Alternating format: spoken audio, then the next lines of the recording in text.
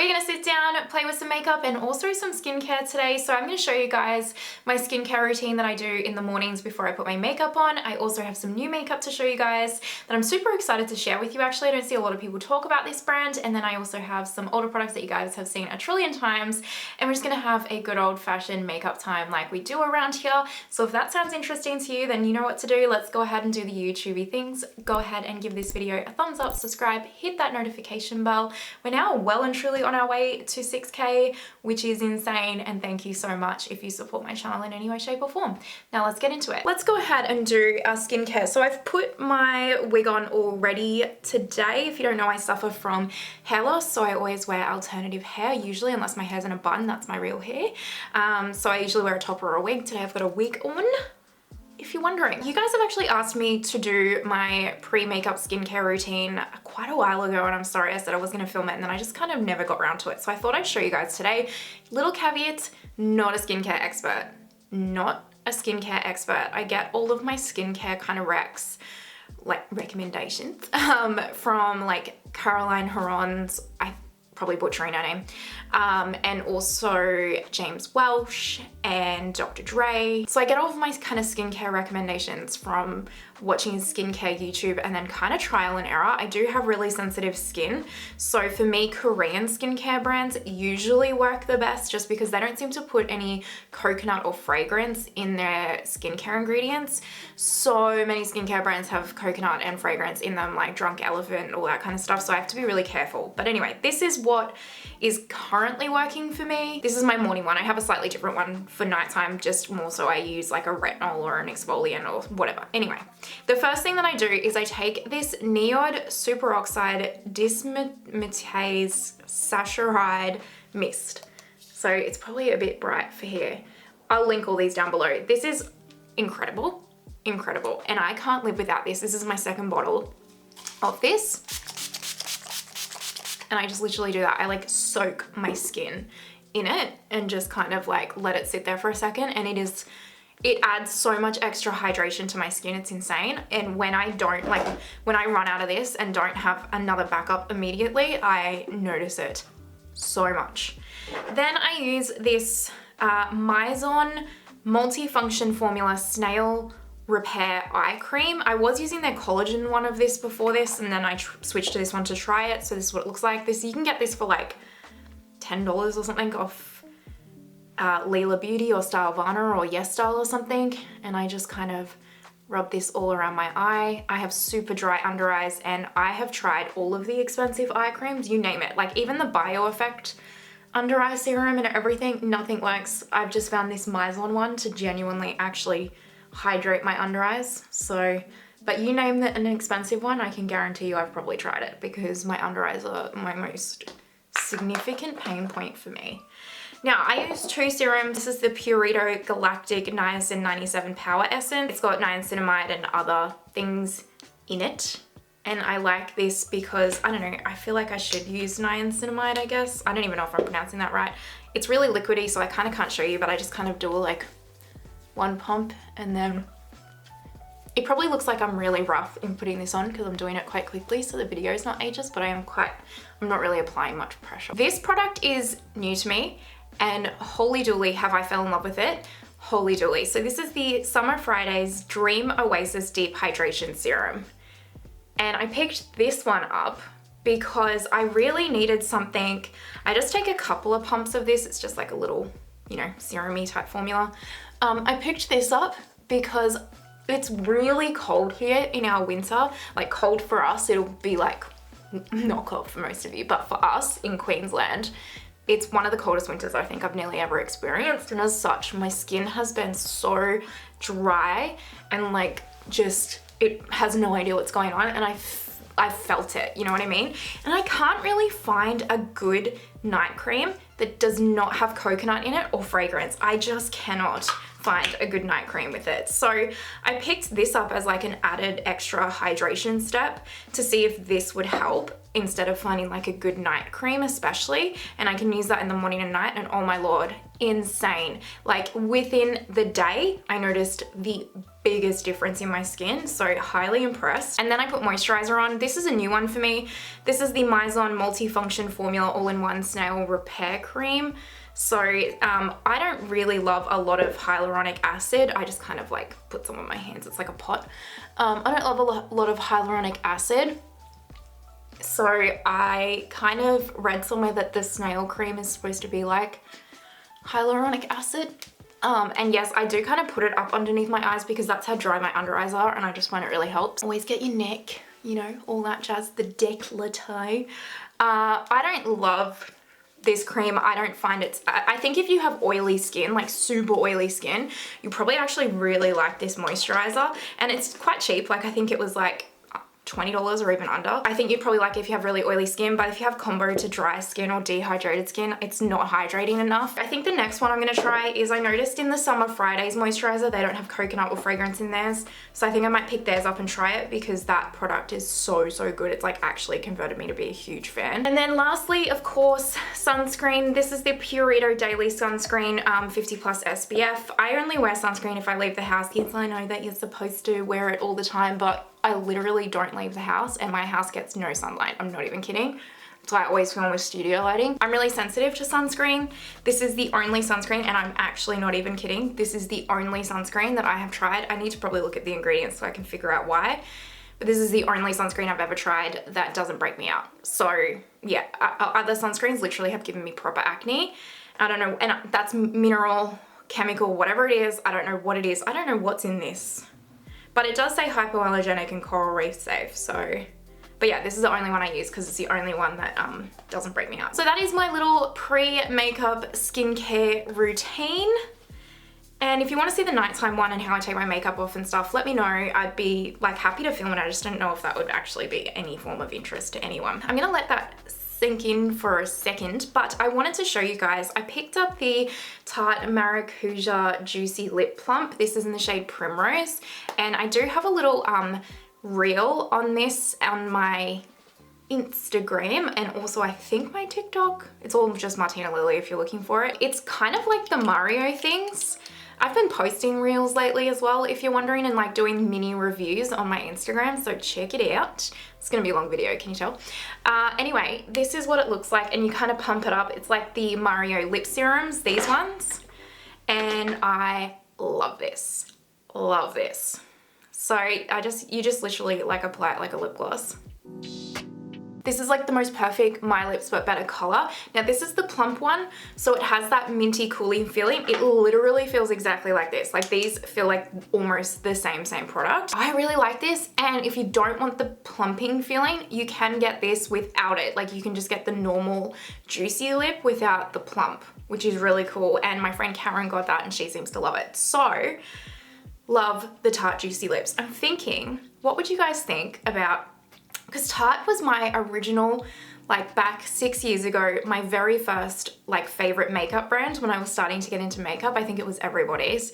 And I was thinking about doing like a full face of Tarte Cosmetics and being like revisiting my very first favorite brand, but let me know what you think about that. So on the agenda today, we have a heap of new makeup products. I got this, I recently went to Mecca Beauty here in Australia and saw this Ellis Faas makeup brand there, which I have seen before and never paid attention to. This is the tester of their foundation. I'm holding this up like you would know what it is. Anyway, I swatched this one shade, which when we do it, you'll see exactly why I picked these up. But I swatched this one shade and was like, oh my God, that is stunning. And I know that there's some of you that will love it. And I was like, I'm just gonna pick these up because YOLO. It was a very YOLO moment, I can assure you. I really shouldn't have, but I just was very YOLO'd. And then I also have the Westman Atelier powder. You've probably seen me use this in some of the pat videos that I recently did in like the speed throughs, and I wanted to give you my thoughts. And then probably just some makeup that you've seen a trillion times, really, is the rest of it. I'm just gonna take a little bit of this Ellis Faas foundation and just put it on my lids because we'll do eyes first. Just on the top corner kind of portion of the lips. Gosh, I can't speak today, guys, so congratulations if you make it through this video. This is the NARS Smudge Proof Eye Primer.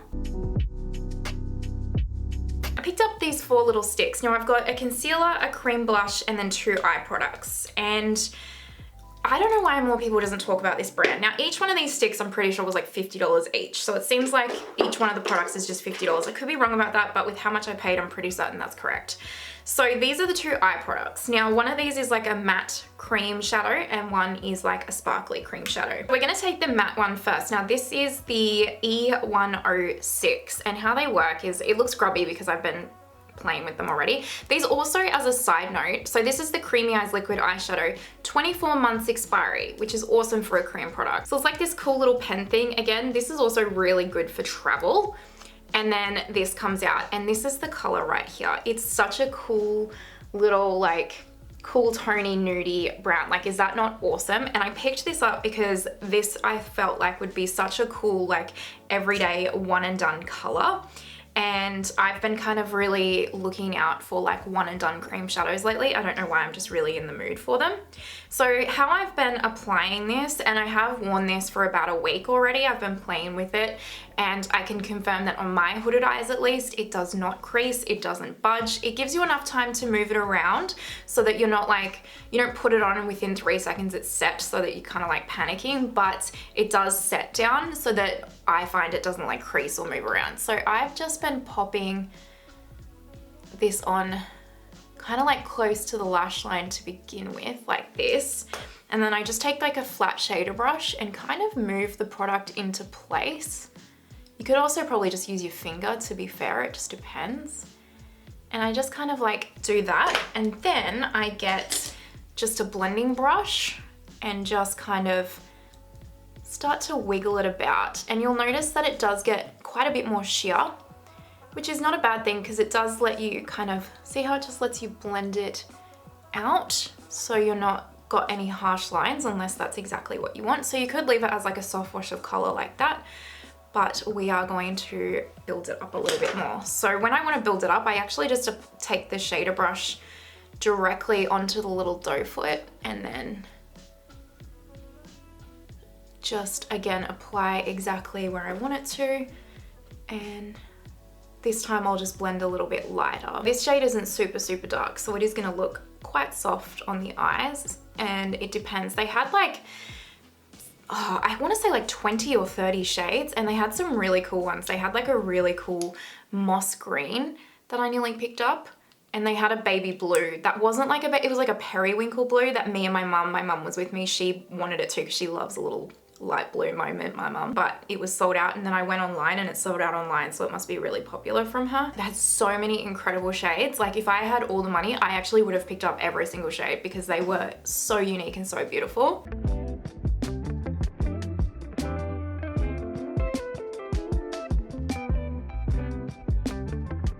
This time I actually just popped that on the eye directly with the doe foot and then used the blending brush to blend it straight out, and that was way quicker and way easier. I feel like you could see that because I would have done the time lapse.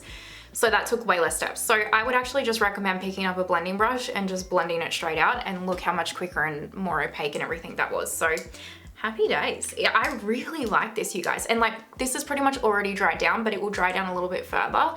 Well, not a little bit further, it will completely dry down and it won't crease, it won't budge, it will just look lovely. And what a soft, easy, fuss-free look. If you're wondering, this was the Sigma E35, by the way. I'll have everything linked down below for you guys as well. Don't you worry your pretty little face. Now I have to show you the shadow that started this whole thing. You just wait. So this is the Ellis Faas Light Liquid Eyeshadow. This one only has a 12-month expiry. You just wait. So this is in the shade E302. And I am gonna show you this absolute magicalness. Look at this. Look at that. Can you see that? Is that not VR Fire Opal? Hold please. Does it not remind you of this?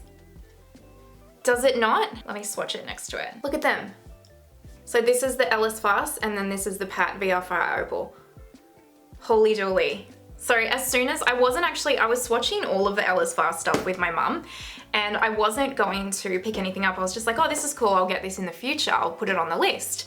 And then I swatched this shade and I was instantly like, I'm getting it. This is amazing. I have to get it. This is just so incredible. And I thought for some of you that maybe have been eyeing Bronze Seduction because of VR Fire Opal, but don't actually want to spend, you know, the money on a whole Pat McGrath palette, that's obviously 50 Australian dollars. So I would say in the US, that'd be about $30.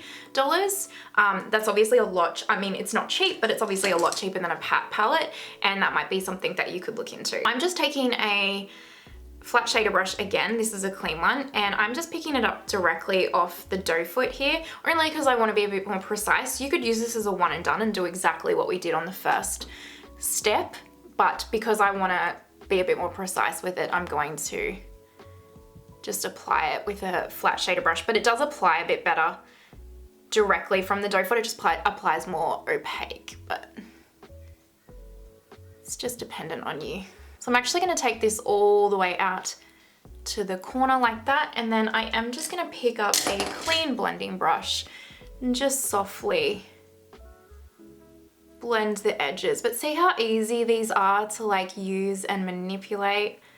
Like, look at this. Honestly, if you're a fuss-free makeup gal especially, you're just gonna love these. I just don't know if the camera's gonna do it justice, but my lord, it looks so cool, you guys. It's insane. I have really sensitive eyes, and a lot of liquid eyeshadows, like the Stila ones, for example, will actually burn my lid when I put them on. This one does not burn my lid, which is very exciting. I'm so stoked with this brand, you guys. I don't know why more people haven't spoken about it. Have you heard of this brand? Have you tried it?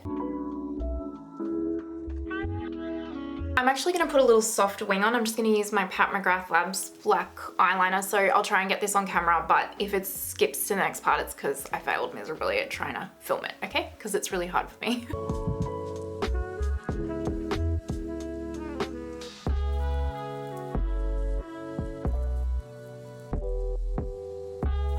That's the eyes all done with the wings. I don't know, you let me know what you guys think. I quite like it. It's just something a little bit different, a little bit soft and simple, really, and I just love that like sparkly green shade. It just is so pretty. So anyway, and you could obviously skip the wing if this is now, you know, treaded into full glam territory for you. Let's move on to the base. I'm taking my Chanel Water Fresh tint as my primer.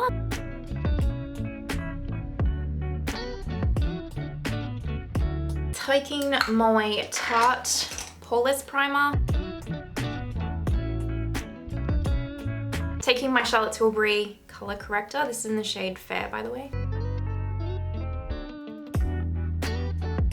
I just got a tester of the Ellis Faas foundation. I'm in the shade S, I think it's S12 Neutral. I don't know why I'm holding this up like this. This is an expensive foundation, you guys. This is $117. Obviously not this little tester, but the actual foundation.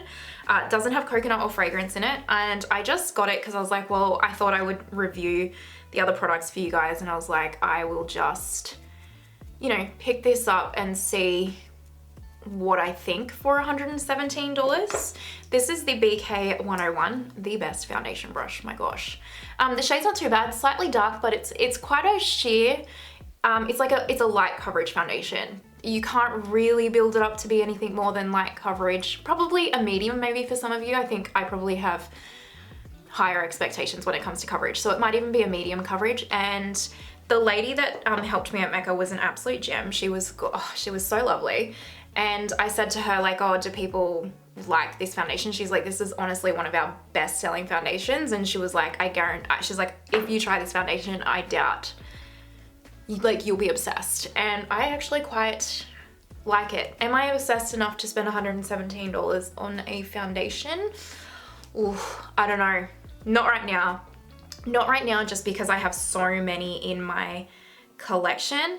However, I can see myself picking this foundation up at some point in time. I really can. It's beautiful. It is so skin-like. So skin-like. It's so lightweight.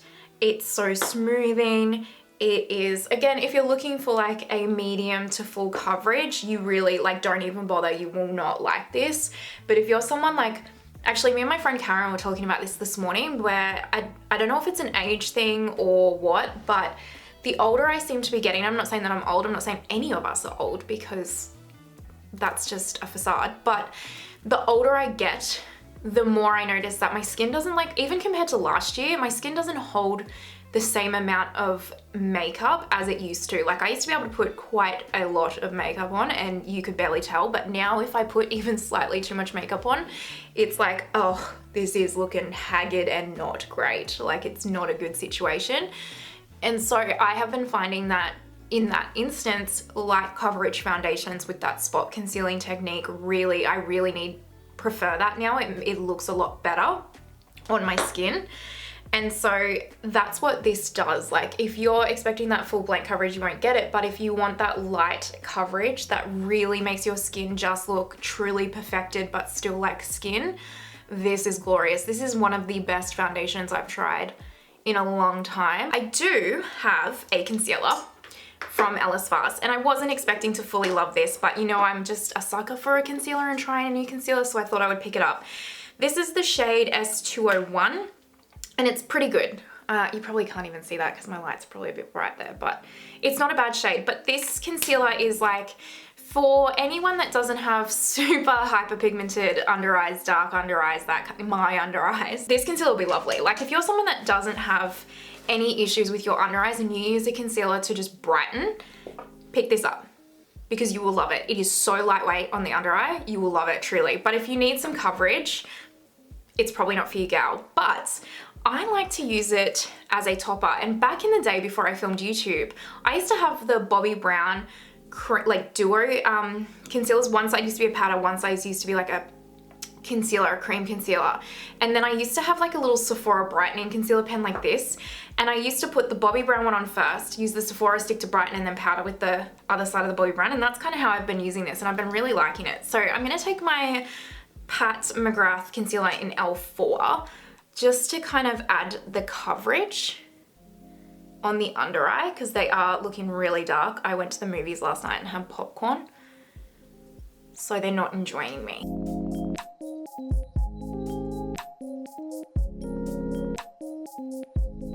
Then I'm gonna use this to brighten. Now, like I said, if you have even half the level of darkness and pigmentation I have on my under eyes, this will cover your under eyes and it will be all you need. But just because mine are industrial strength, this is more of a brightening stick. So it's just like one of these like little wandy pens, and you just kind of apply it wherever you want a lift. And the shade is really quite nice. And then I'm gonna do my T-zone here too. And I'm gonna tap out just with my sponge, the T-zone and my nose and my chin. And then I'm taking my favorite concealer brush of all time. This is the Rare Beauty one. I have two. That's how much I love this. And I'm just going to tap this out. I probably honestly even put too much of this product on. You really don't need a lot. I'm just going to use my sponge close to the lash line. And the reason why I do that just close to the lash line is because that's where most of my wrinkles are. And so by using the brush on the outer portion here where there's mostly my darkness here, it allows the most product to be concentrated on the under eye and cover. But by using the sponge really close to my wrinkles, it's gonna soak up any excess product, which is gonna help eliminate the creasing and like that heavy feeling or that heavy look of the concealer on the under eye.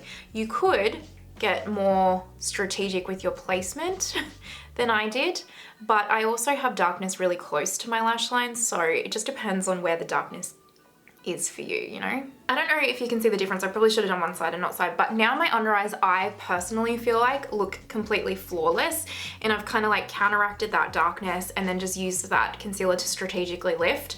Do I need to do that necessarily? No. Am I extra? Yes. But I really feel like this has added something that's like lovely to my concealer routine. I really, really do, and I really like it. But I think like if you're someone that doesn't want to be as extra with your makeup as me, then like skip it completely, obviously. I mean, you don't have to do any of this. The contour product that I'm really currently just trying to completely use up because I'm so close is the Huda Beauty Tantour. So let me go ahead and bronze up or contour up the face.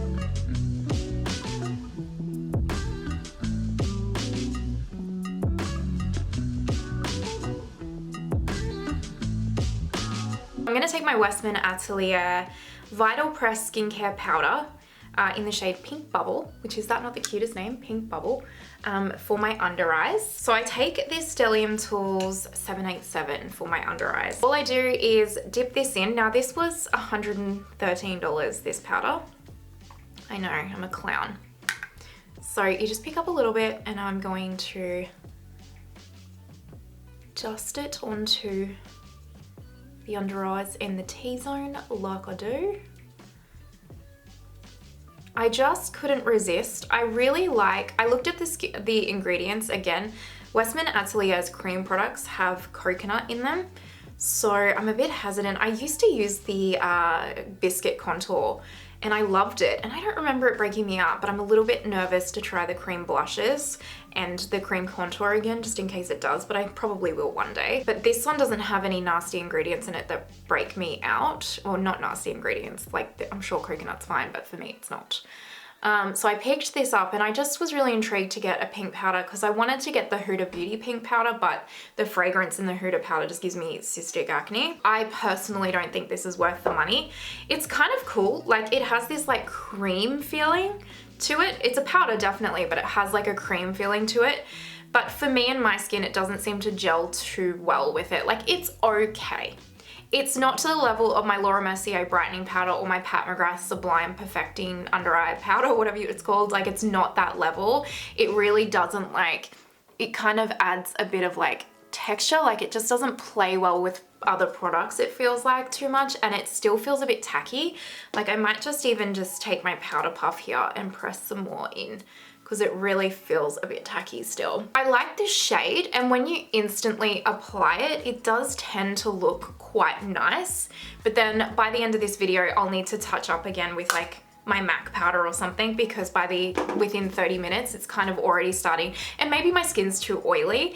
It's like my skin is already starting to like rebel against the powder, so it doesn't look horrific, but it's just like compared to like the Laura Mercier powder or other powders that I have that look truly flawless, it's just not for me. I think if you're someone with really, really dry skin and just need the ever so soft dusting of powder on your face, then you'll probably really like it. But I think if you're someone that really needs to set your under eyes or your T-zone, I don't think it's worth the money. So I'm gonna take my Laura Mercier loose setting powder for the rest of my face with a powder puff, because I'm trying to use this up. I'm just gonna quickly go do my brows and I'll be right back. I just quickly did my brows and then I also finished up my eyes, because honestly, you know I do nothing revolutionary is what I'm trying to spit out there. I put the Melt Cosmetics Olive Liner in my bottom waterline. I used the Huda Legit Lashes mascara, and then I put some of the taupey matte shadow that we used on the base just slightly underneath the eyes, and I'm just loving the eye look. It's so freaking pretty. It's so pretty. Let me know what you guys think, but I just love it. It was so easy and effortless. I adore it. For bronzer, I'm gonna use my Charlotte Tilbury Airbrush Bronzer. Let me take my Refa number 22 and we'll give myself some color.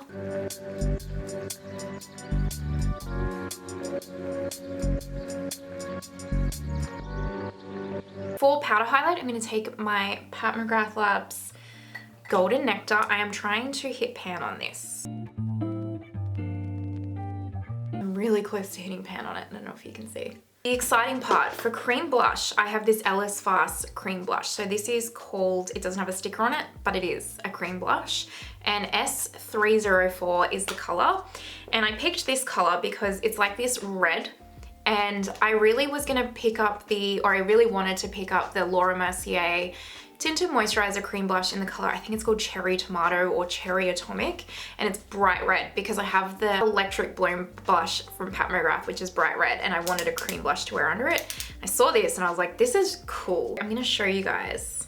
This is the color, and it's kind of like this reddy terracotta, and it's impeccable, and don't be afraid. So I'm gonna work it into my sponge first and lightly. See how it adds like almost like that Paradise Glow shade. If you saw my Pat McGrath Labs blush review where you saw me use Paradise Glow, does it not look like that kind of sunburnty look? So pretty. It's so pretty. And it looks quite intimidating when you get it out of the like tube, but then you put it on the face and it's like this perfectly soft, diffuse little color. Oh, divine. Divine. See? Oof. Look at that. I'm just like, I've just come back from the beach, my friends. That's just, oh, I love it. I love it. It's so gorgeous and goes over powder because I have already powdered. You could build this up to be a lot more as well. I'm not going to. I like to kind of keep it a little bit softer just for, especially for this look today. But you could obviously build it up a bit more. But look, so pretty. For powder blush, I was going to go in with Electric Bloom, but I think I'm actually going to go in with Paradise Glow because I think it's gonna look perfect, really. I'm just going to like swirl both of these colors together. Setting spray, we're gonna use Charlotte Tilbury Airbrush Flawless. Ellis Faas had a heap of lip products, like a heap, but I didn't pick any up because I just have so many lip products as it is and I don't really ever go through a lot of them unless it's gloss, so I was like, I'm not gonna pick up her lip products. She also had like a mascara and an eyeliner and everything as well, but I have so many mascaras and eyeliners in my collection right now too, so I was like, I'm not gonna pick them up because I don't really go through them as often. Mascaras I do, but I just actually have so many in my collection right now, so it was pointless. Because believe it or not, even though I have a ridiculous amount of makeup, I really do try and purchase makeup that I know will get use and not just sit there and buy makeup for the sake of it. Anyway, I'm going to take Charlotte Tilbury Iconic Nude for my lip liner.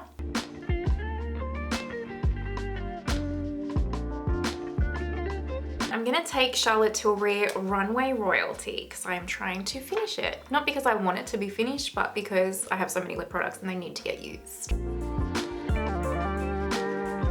And then I am gonna take a bit of Luna Beauty Moon, the Moon Gloss, and pop that on over the top. Perfect, perfect. This is the finished look, but let me go do my hair and all that jazz, zoom you back, and we will finish this up. Finished makeup look. What do you guys think? I am so impressed, you guys, truly. Ellis Faas. I don't know why more people on YouTube, especially the people that are like that really soft, everyday, model-esque, natural makeup, whereas I don't know why they're not getting onto this Ellis Faas brand. Is this, I'm sure it's not an Australian brand. I am sure this is available globally, but it's good. It's good quality makeup. Anyway, that's my opinion on it. I hope you had a good old time. I'm really happy with how the look came out. It was so easy and simple to complete. I just love the whole thing. Let me know your thoughts down below. I'd be super interested to hear if you guys have heard of this brand before, if you've tried it, if it's on your wish list, all of that jazz. And as always, if you are watching till this point, you're an absolute legend. Thank you so, so much. I'm sure this was massively long and annoying to watch. If you haven't already, pretty please give the video a thumbs up, subscribe, hit that notification bell, and I hope that you have an amazing day wherever you are in the world, and I will see you next time. Bye.